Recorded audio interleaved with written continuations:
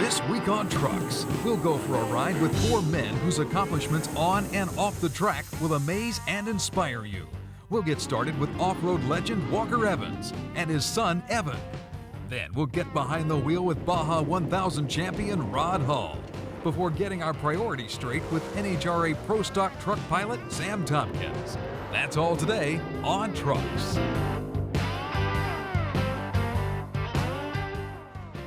Welcome to this week's show, everybody. Glad you could be with us. You know, over the past 3 years, we've had the pleasure of taking you step by step through a wide range of truck and SUV how-to projects. But today, we're going to lay the tools down and pay tribute to four men we consider to be true truck legends.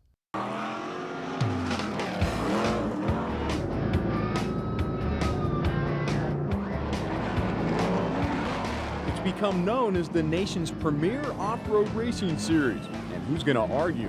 Where else can you see full-size trucks packing 800 horsepower racing side by side, nose to tail, getting major air? This is excellent racing. If you've never been, you have to come out to a CORR race. CORR puts on the greatest races out here, the most exciting races you'll ever see. You know, this aspect of racing, I feel, has all different kinds of realm of racing. You've got drag racing, which is a starting line right off the start. It's a drag race to the first corner. You get to the first corner, then you're sideways just like sprint car racing with a truck right next to you. Then after that first corner, of course, CORR's going to throw in some jumps and bumps. So that's always upsetting the trucks and the chassis and the other vehicles. So there's always excitement no matter where you're looking at on the track. The most recognizable name to ever compete in the championship off-road racing series is the legendary Walker Evans, whose benchmark off-road career got started some 30 years ago after stumbling into a shop owned by actor James Garner in Southern California. I had a neighbor that invited me to go out to Hemet to look at a bunch of vehicles that they were putting together. And jumped in a pickup, drove out there, and wow, when I walked through the door, there was 10 vehicles all lined up. They were cutting the fender wells open on them, putting on big shocks and tires, and I said, wow, I got to be a part of this. By, quote, being a part of this, Walker helped himself to victory lane 140 times in his desert, stadium, and sprint track off-road racing career. But when it's all said and done, it'll be the way he helped out his fellow competitors along the way that'll earn him the crown as the ultimate champion of his sport. I see a young guy that's coming up, looks like he's got some talent, and his vehicle is just purely not handling good, whether it be the shocks, wrong springs, or tires or whatever. I'm the first one to give him a little advice, and if he takes it, so much the better. He's touched probably 2/3 to 3/4 of the people here. He's had them actually work for him, mechanics, engine builders, drivers. It's amazing what Walker Evans' organization has done. I want to do the same thing Walker did for me, you know. If anybody wants to come in here and I can show them and help them get in off-road racing, I'd be more than happy to, because that's what Walker Evans did for me.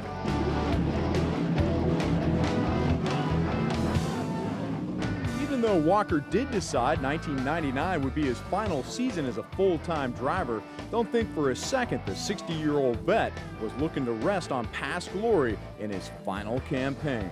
I want to win the championship on the way out the door.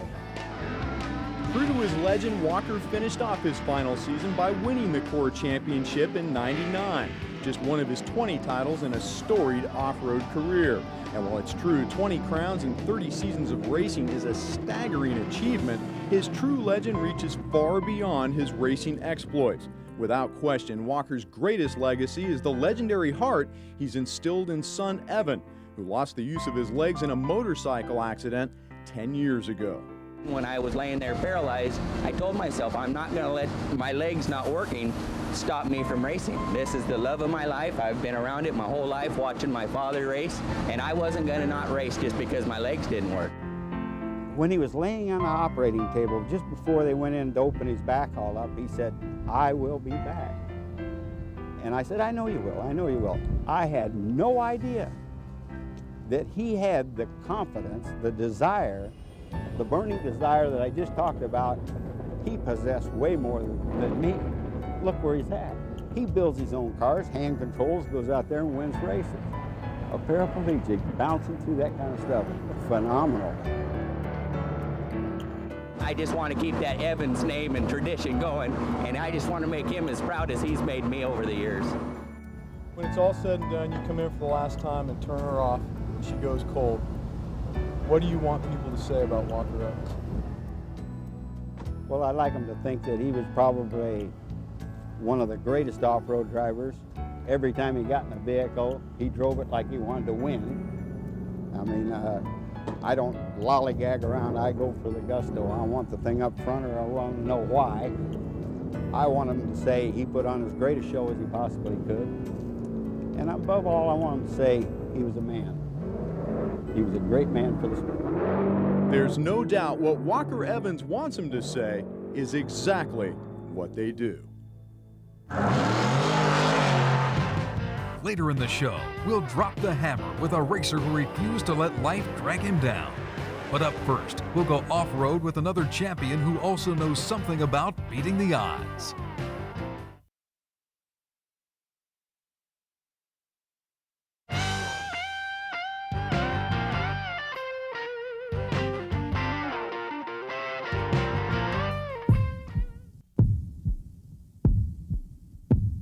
The legs of off-road racer Evan Evans no longer work. A motorcycle accident more than 10 years ago took away the use of those. But his heart? Well, that's a completely different story. A lot of people don't understand just because you're disabled doesn't mean you're unable. You just have to get out there and try. Just because my legs weren't working doesn't mean I couldn't drive. I still had my mind, I still had my arms, and I was going to drive. Evan began his desert off-road racing career in 1988. The following year, his father, off-road legend Walker Evans, offered his son a full-time ride with his team. Electrical problems marred his first run, but a trip to the winner's circle at the Fireworks 250 in the California desert marked his fourth consecutive victory.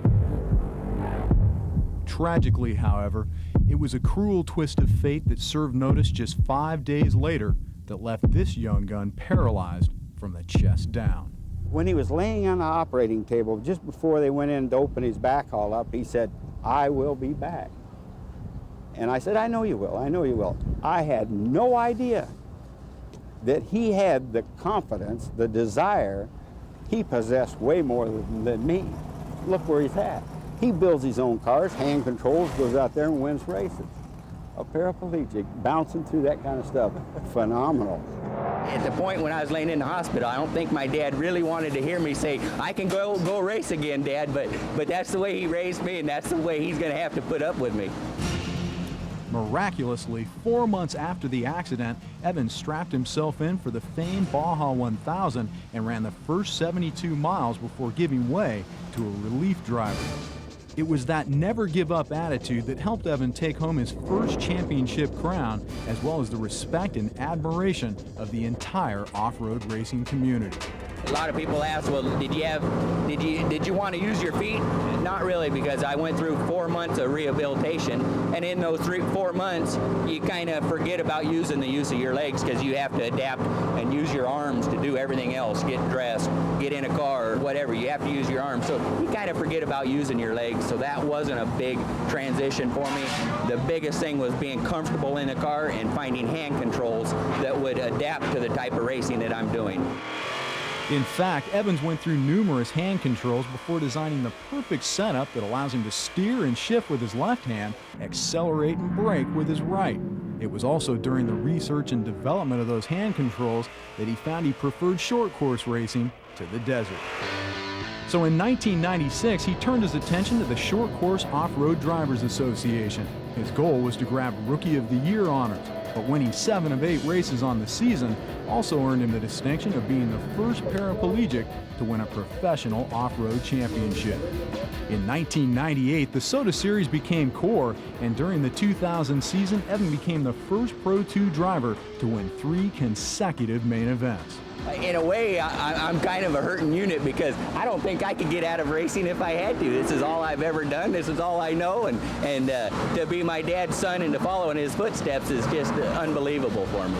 You know, even though the driver has enjoyed 28 career short course victories as well as a pair of off-road driving titles, it'd be completely understandable if the man wanted to play the martyr from time to time. Should anybody shed a tear for Evan and his plight? Oh, heck no. No way. If anything, they should be very happy for me because I am doing what I'm doing, you know, and there's no reason anybody should feel sad for me because I got the best job in the world. I got the nicest office to work out of, and this is my desk. It's the fastest desk around, and it's a Chevy.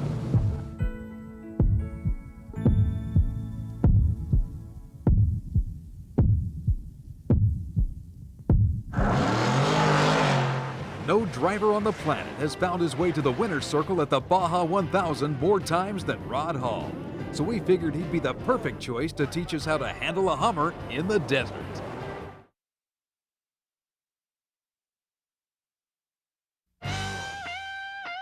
Just can't get enough of trucks? Check us out online at truckstv.com.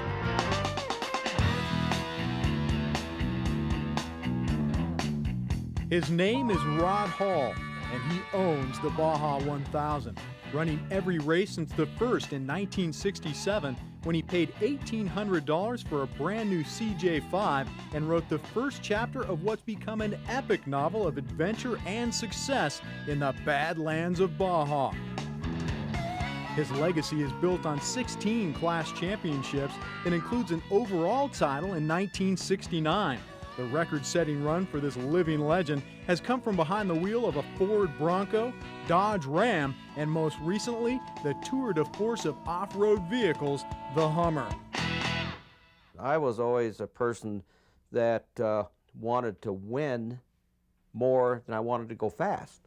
So I didn't go any faster than I had to win a race. But if Roger Ramirez and I was having a duke out to the finish line in the last 50 miles, I mean, believe me, I would drive as hard as I could and take chances and misuse my vehicle, but I saved it until I had to do it. When he's not running the competition ragged in the desert of Baja, he returns to Reno, Nevada to share more than 40 years of off-road experience with hundreds of students each year. The opportunity to learn from a master in a Hummer was something Stace and I simply could not resist. The first day out, Rod taught us vehicle placement and clearance before he turned us loose with a feature that's totally unique to the Hummer, brake modulation. Okay, that's good right there. So the way this works, we're gonna mash on the brake pedal with the left foot. Then we're gonna squeeze on the throttle and override the brake pedal. And once it takes a set and it starts to move, then you don't change anything, and especially on this side hill like this, until you get to the top. Because as soon as you take your foot off the brake, then you lose your traction control system. Start spinning on you. Yes, right. So let's see what happens. Okay, a little bit that way and bring it right on up the hill, nice and slow.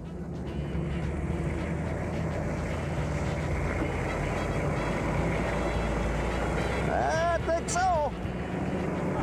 Making it look pretty easy, son. You're making it look easy. How about this man right here? Looking good?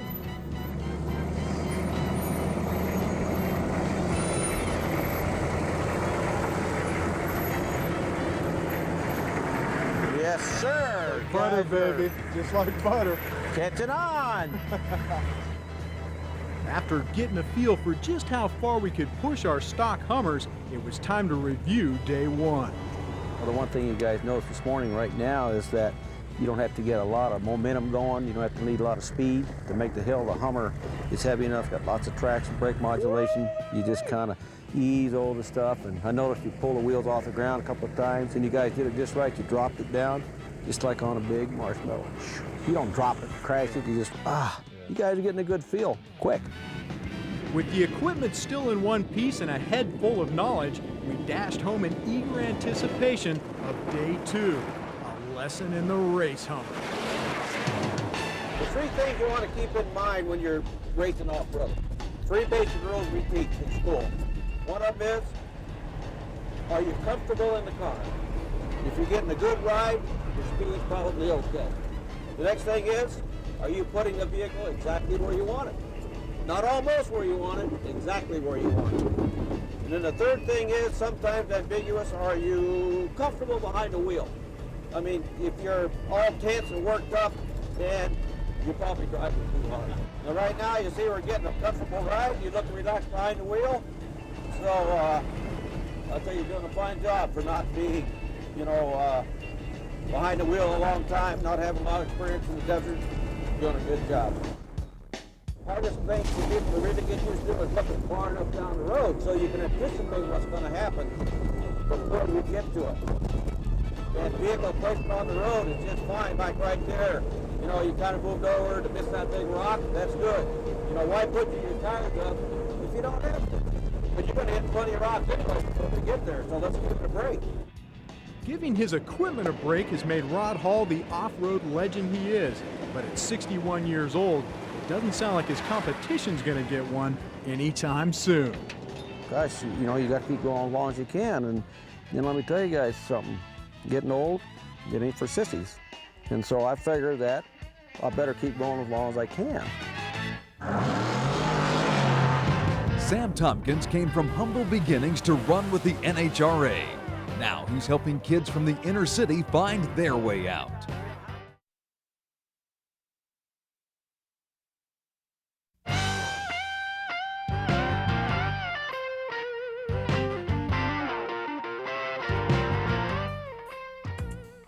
Overcoming hurdles in life is something Sam Tompkins knows all about. After all, he came from a small rural town in Virginia, co-founded the largest minority-owned core supplier in the automotive industry with just $40 in his pocket, and then there's this little weekend habit that makes him the only African-American owner and driver in the most competitive class of the NHRA. A lot of times, you know, people say, Sam, are you sure you want to do this? Are you sure you can do this? And I always feel, I say, yeah, I really believe I can do it. I know it's going to be hard.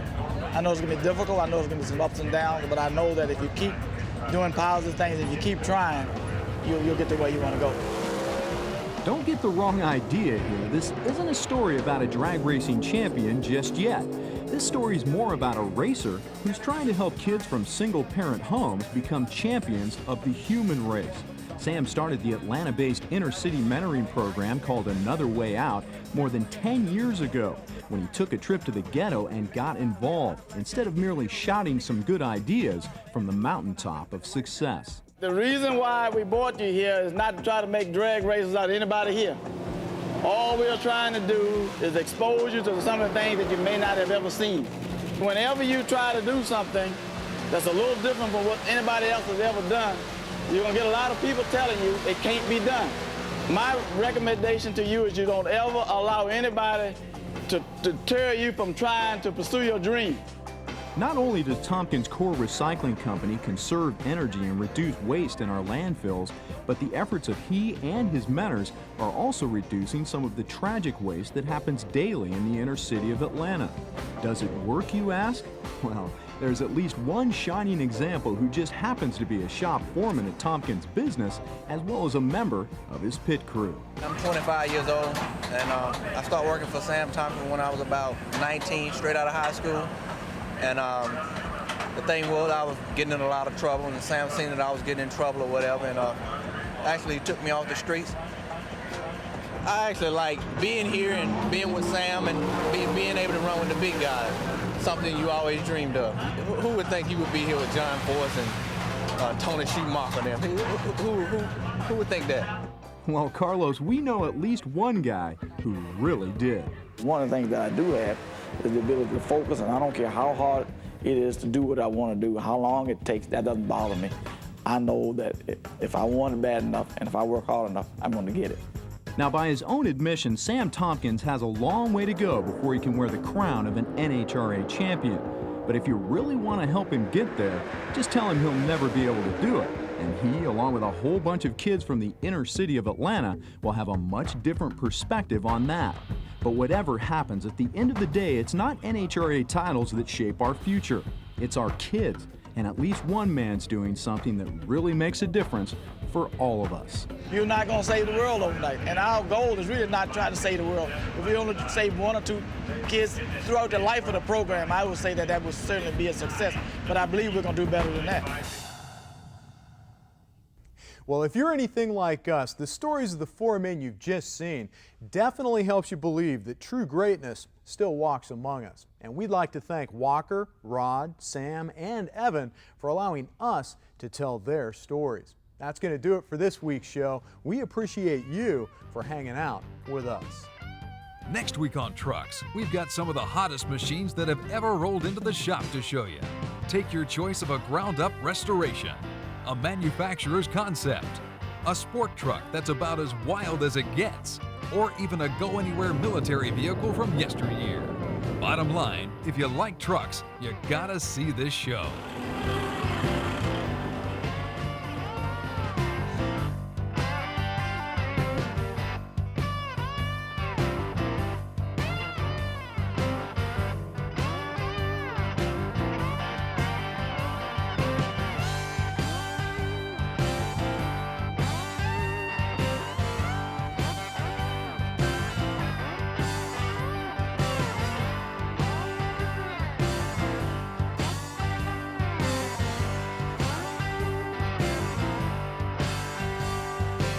Trucks is an RTM production.